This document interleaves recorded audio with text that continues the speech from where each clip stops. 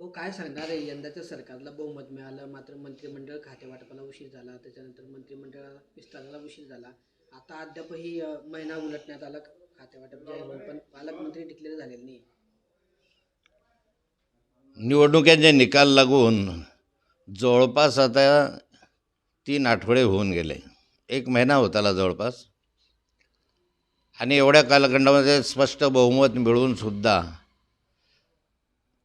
मुख्यमंत्री उपमुख्यमंत्री झाले. नंतर खूप दिवसानंतर मंत्रिमंडळ आलं, मंत्रिमंडळाचा विस्तार झाला. नंतर काही दिवसानंतर खातेवाटप झालं. आता खातेवाटप झाल्यानंतरही अनेकांनी पदभार घेतला नाही. त्याबरोबर आता पालकमंत्री नाही. त्यामुळे आता डी पी डी सी नाही. तर जिल्ह्यामध्ये कोणत्याही समित्या ज्या असतात तालुका स्तरावर जिल्हा स्तरावर त्या समित्या नाही. म्हणजे मला वाटतं 5 वर्ष याच्यामध्येच जातील की आता या समित्या होणार नाहीत किंवा वेळच मिळणार नाही. एवढं बहुमत जनतेनं दिल्यानंतरही सरकारमध्ये आपसामध्ये समन्वय नसल्यामुळे आणि एकमेकांविषयी विश्वासार्हता नसल्यामुळे हे सगळे प्रकार घडत आहे. पालकमंत्री जरी दिले तरी ते पदभार घेतील याची शक्यता नाही, कारण मनाप्रमाणे पालकमंत्रीपद पाहिजे. आणि यामध्ये जनता पाहत आहे. जनतेला वाटलं होतं की काहीतरी यांच्याकडनं काम होईल, लाडक्या बहिणींना काही मदत होईल, पण ह्याच्या संदर्भात पाहतो तर निर्णय वेगळे यायला लागलेले आहे. या संदर्भात पण ते बोलले होते सुरुवातीला की सर्व लाडक्या बहिणींना पैसे मिळतील. मात्र आता त्यांनी पडताळणी सुरू केलेली आहे. प्रत्येक लाडक्या बहिणीची पडताळणी केली जाते अर्जाची.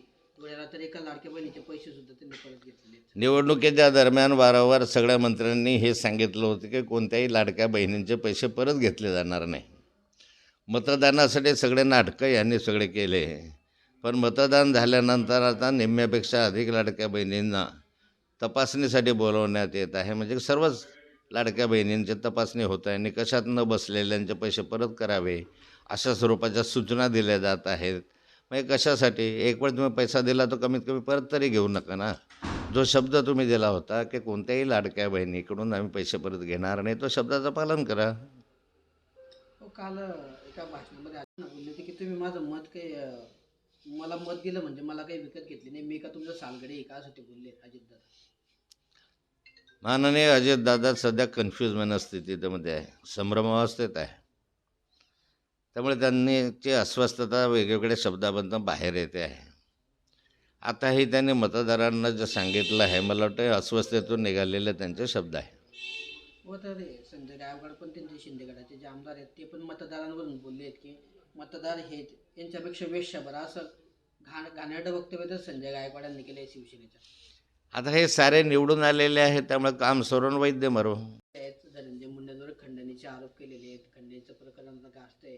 दुसरीकडे त्यांच्या राजीनाम्याची मागणी होत असताना ज्यांनी या प्रकरणात लक्ष वेधलं त्या अंजली दमाने यांना पण धमकीचे फोन येत आहेत. अंजली दमाने यांनी स्वतः सांगितलं की धमकी देणारे कार्यकर्ते हे पंकजा मुंडेंचे धनंजय मुंडेंचे कार्यकर्ते, असा सगळा वाद चाललेला आहे.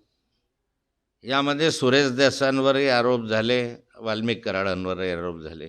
या संपूर्ण सुरेश देसांची चौकशी झाली पाहिजे, वाल्मिक कराडांची चौकशी झाली पाहिजे, पण जो दोषी आहे त्याला फाशी झाली पाहिजे. दमानी यांवर तर वाक्यानं बोललेलं बरं, कारण एका दिवसामध्ये त्यांना 800 कॉल आले. तर जे कॉल आले ते कॉल रेकॉर्ड त्यांनी मंत्री महोदयांकडे द्यावं, मुख्यमंत्र्यांकडे द्यावं आणि त्याची पूर्ण तपासणी करावी. सोपं असतं, कॉल रेकॉर्ड आल्यानंतर कोणी कॉल केले सोपं असतं. त्यामुळे त्याची तपासणी करण्यासाठी मुख्यमंत्र्यांकडे त्यांनी पत्र दिलं तर त्याची चौकशी होईल.